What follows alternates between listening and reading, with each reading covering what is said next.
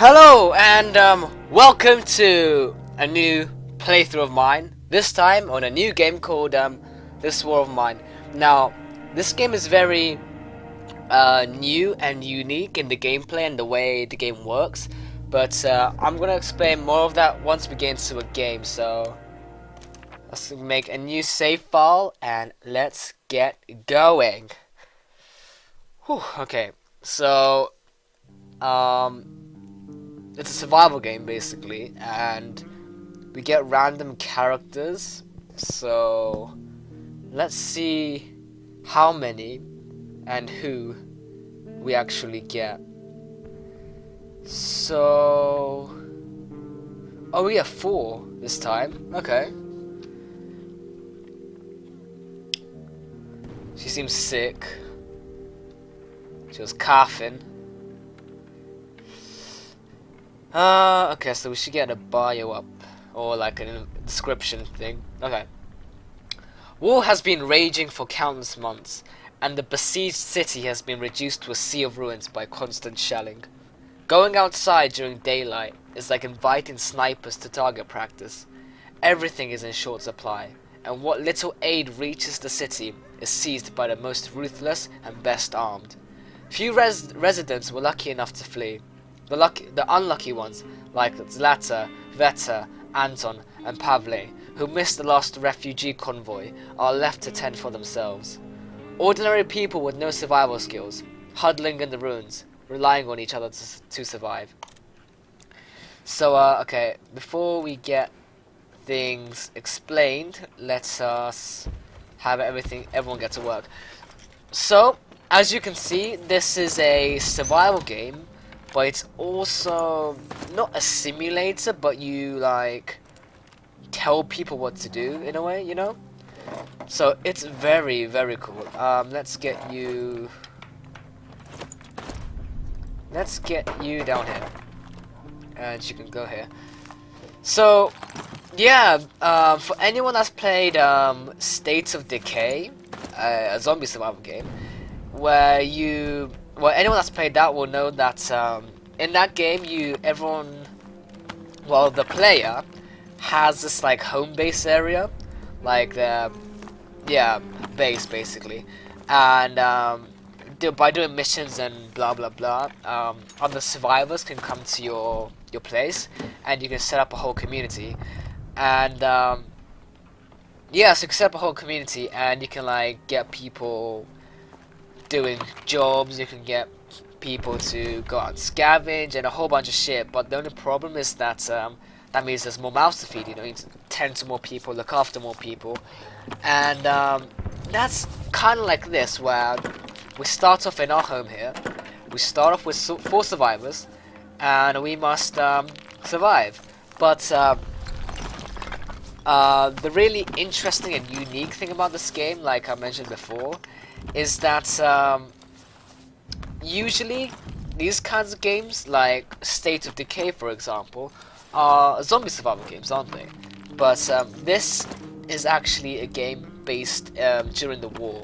So regular, typical war games nowadays are just, FPS shooters, but this takes a whole new view on things, a whole new gameplay, game style on things, where you actually play as the survivors in the war, not the soldier. That was really interesting, I thought, as I don't think this has been done before, a war game where you play as the survivors and you have to try and survive, which I thought was really, really interesting. This game only came out like a few days ago, and I like saw like the trailer and stuff, I saw gameplay on it, and instantly was like, wow, this game looks freaking amazing. So I bought it on the day it came out, and I played the shit out of it. And I've also been live streaming some of this as well, so anyone that hasn't checked me out or followed me on Twitch yet, you can do that in the description below. So yeah, I've been playing through some of almost at State of Decay, some of This War of Mine, and it is definitely a really fun, enjoyable game. So that's pretty much the introduction to things. let me try to explain what we've been doing so far. So on the first day, oh nice, we got jewelry. Basically, what we've been doing is clearing our base, our areas which have been you know, gone on the rubble, and we are looting the place, scavenging it to collect all the supplies we can. Let's make a bed. So, as you can see, there's a whole crafting system as well with all the supplies you find. And there's also a scavenging system at night where you go out and hunt for supplies as well, which is really cool. So we'll get to see some of that later on once night falls.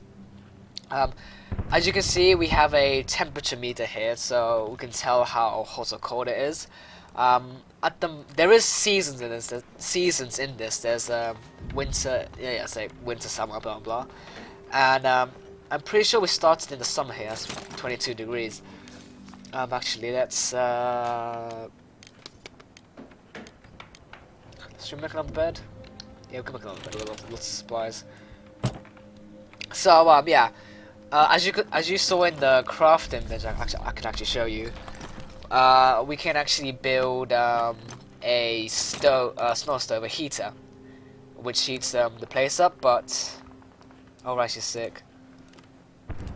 But it's not cold at all right now, so we won't waste our resources in making that.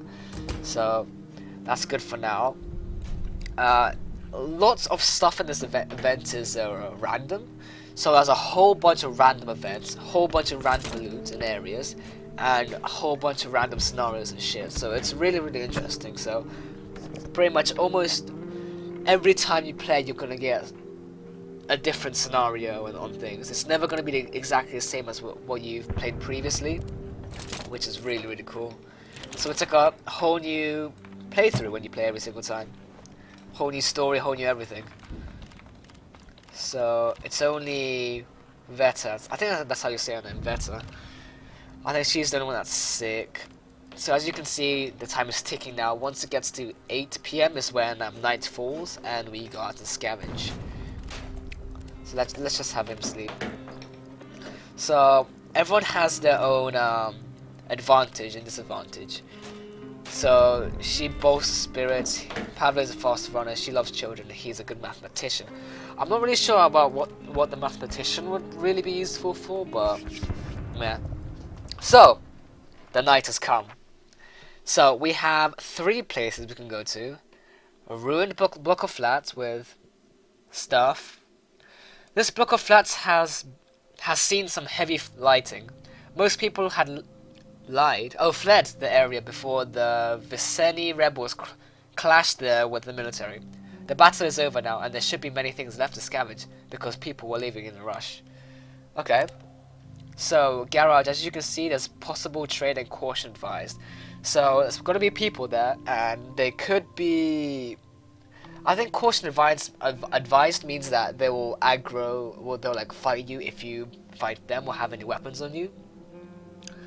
Before the war, you could have your car repaired there. It was a decent family business run by an impulsive son and his elderly father. If they still live there, they might be willing to trade with us. Alternatively, we might find lots of useful parts there and maybe even some food. So I think we're going to skip that for today. It's been inhabited by homeless long before the war. Okay, so there's homeless people living here. And it doesn't say danger or anything, so they should be friendly. But this place seems empty, so let's go there. Pablo's got 12 inventory slots and he's a fast runner, so let's have him go out. She can sleep, he can sleep, and she can guard. Yeah. We don't need to bring anything as first night, you know.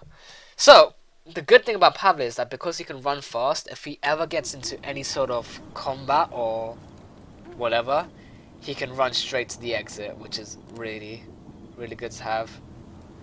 So, this game has a really fog of war aspect to it when you scavenge, which makes things really tense at times. So, it feels more realistic. Yeah, in a way, which is really interesting. There's a whole sneaking system to it as well, where you can like peek through doors and shit. As you can see, when I scavenge, I make the little like transparent blips. Wait, did I not take it? No, I didn't.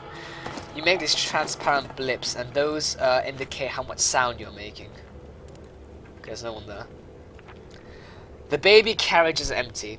A few objects lie scattered inside. A rattle, a smiling red crab, well worn by baby teeth. A feeding bottle half, full of congealed mass that was probably a baby formula. Someone must have left in a terrible rush, or maybe didn't need them anymore. So yeah, there's a whole sneaking system to it, which is really cool. Definitely useful for when you go up against other people. So let's take, oh wait, food. Let's take the stuff. Fertilizer we don't need at the moment, since it's mainly used for gardens and small traps, which we can't even build at all yet. That was actually that eye icon there is to peek through to see if anyone's there, but I just walked through. Can we eat some wood? Actually, we don't need cigarettes. Cigarettes are used to brighten spirits, so to say, when things are going bad, but it's only the first day of this survival diary, so we don't need that. Oh, we need the food though. That's definitely useful to have. We get the gears, we can get these parts. Okay. Let's check more of the place. I'm still sneaking right now, as I haven't completely cleared the area, but I'm pretty sure it is, but just in case, don't want to get caught out and get killed and shit. So yeah, everything is randomly generated, including all the loot and stuff. So if I was to restart this whole game and come to this exact same area, I'll be like 99.99% sure I won't get the exact same stuff I've gotten now, which is really cool. Completely whole new take on things. Don't need shell casings. I think this might be good. We've got pretty good stuff. We can't go. So as you can see, it says this door is grated. I need a saw blade to get through it. So in the workbench before, if you look carefully, there was a metal workshop which we could build, and it basically acts as a workbench for tools. So with that you can make stuff like lock picks, hatchets, stuff like that. We can also upgrade it to make weapons and shit, but we don't have any of those materials right now. We don't have any inventory space, so we can just head back now. So as you can see, when we run, we make bigger transparent blips, which means which indicates that we make more sound. So that's a very useful feature when scavenging for in places where there's people out who are hostile.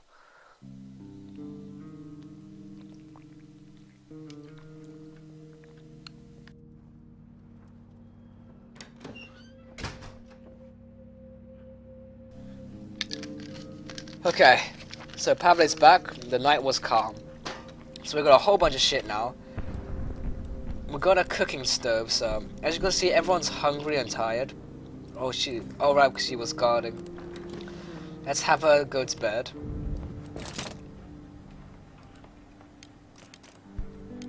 Because she can make 2 meals.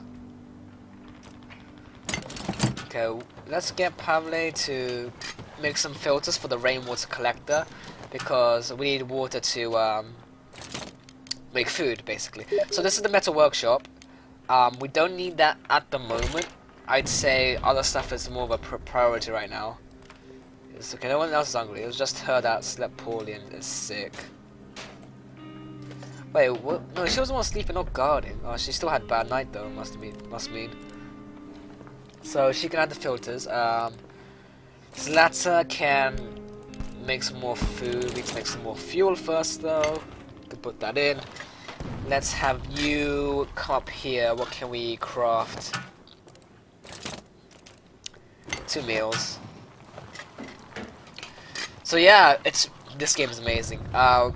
There's more random events that can occur, like luckily this time at night it didn't happen, but I don't think it can actually happen on the first night, as that would be too harsh in a way. So it purposely doesn't do it, but What should we get? We don't really need that. I don't think that's an essential right now. Maybe another bed.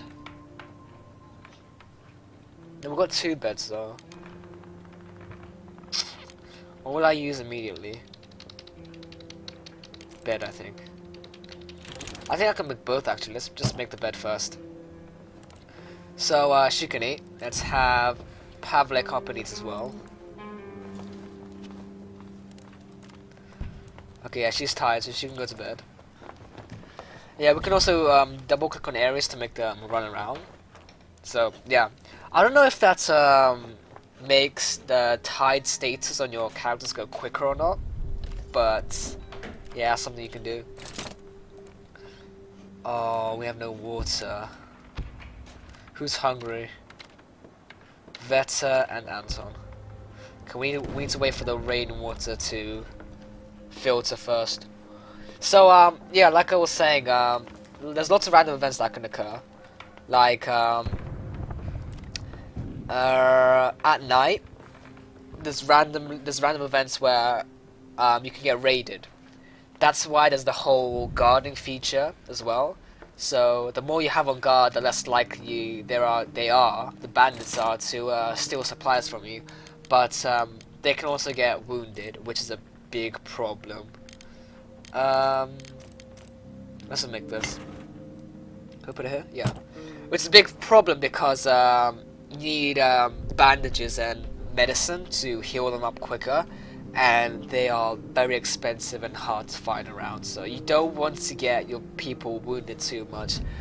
During the day as well, though, people can show up to your house, and they'll either ask for your help, so you can give them supplies to help them, and you get like moral points, I think it is. Oh yes, this is the kind of stuff you can make. Should make a crowbar. That's a lot actually. So there's like locked cupboards, these 2 and this door here, and this one here I think is locked as well, so we can use a lockpick to open those. So let's actually make one. The filter's about to finish, the water's about to be collected though, so let's make some food, I think. Oh, it only gives us 4 though, doesn't it? I'm pretty sure it only gives us 4, so we won't be able to make 2 meals. So we can either make 1 meal or 2 meals. The only difference is that you use more water and 1 vegetable for the 2 meals. Yeah. Oh, we still don't have enough water for that anyway. Oh damn. We need to make more water, or filter out more water. So it looks like Anton's gonna be left hungry for tonight. What was I saying? Yeah, so people can show up to your house. Some will ask for help, like supplies and shit, which you can give them. You get more points. Traders can come to your house, where you can trade basically with the trader, and you can barter with them. Is the way that they've described in this game with them, and get any essential supplies you'd really need. You don't have to trade with them, but they can be real useful help, because sometimes they are a bit, you know, they rip you off a lot of the times, but some of the times they're really useful. Like before, a lot of my people were really seriously hungry, and so, but we had no food. Oh, here we go, bandages and shit. They were really hungry, and we had no food left because we couldn't find any on our scavenging mission. Oh, we just need one more. Now I'm not gonna waste it on our scavenging mission. So we were all like starving to death, and we really needed food really bad. Then the freaking trader comes along and he saves our asses. I had to trade a lot of stuff to get the food, but oh yeah, he doesn't need to sleep. But he definitely saved their ass there, so that was definitely good to have. So they can be good and bad, but yeah, that's a nice thing. People can also show up to your house to join your group as well, but I feel that's more rare. It's less common for that to happen because, yeah, you know. But we actually start off with 4 survivors, and usually I think it's about 3. So we got pretty lucky, I think. I didn't even know you could get 4, so that's pretty interesting. So we can't. I don't want to waste our resources to make 1 bowl of food when we just need 1 more to make 2. So I'm just gonna leave Anton to not eat for tonight. She's gonna guard, I think, and we're gonna have Pavle. Pavle can scavenge again. Or no, he's gonna scavenge. She's gonna sleep, and I'm gonna have 2 on guard this time. So we've got 2 new areas. We've got the military outpost, which is danger, and sniper junction, which very risky as there's a sniper there, as you can tell. Should we just go back here? I think we should. We know it's safe. We know there's supplies there, which since we didn't take all of it, so let's go there. Oh yeah.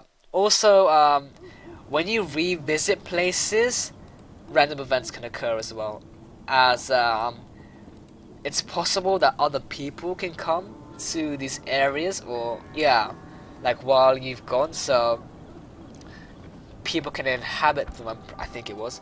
But the point I remember the most is that there was this one place where there was this guy, and I snuck behind him and I attacked him, but I never killed him since he was attacking me and we were both really low, so I just ran away because I didn't want to lose my character. And then later on, I returned, but I found out that he actually boarded up the door so you can't get in from the front entrance, so we had to go all the way around, which I thought was really cool, as that would be like a typical thing to do if you were in that situation. You would you know, board up the doors because you don't want to get attacked again.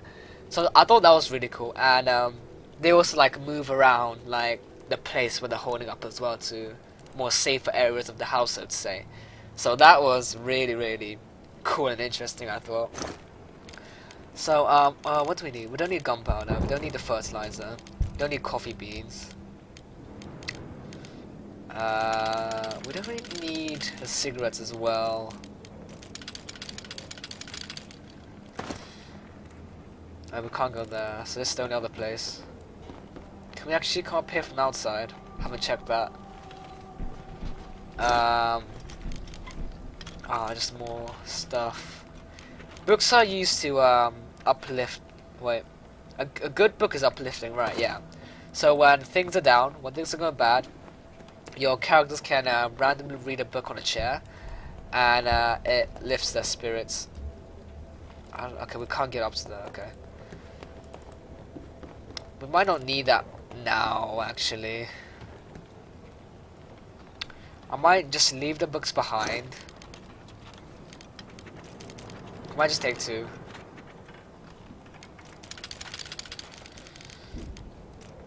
Don't need that. I might keep those 2. Take some more wood, I think. So there's just materials in there with books. This has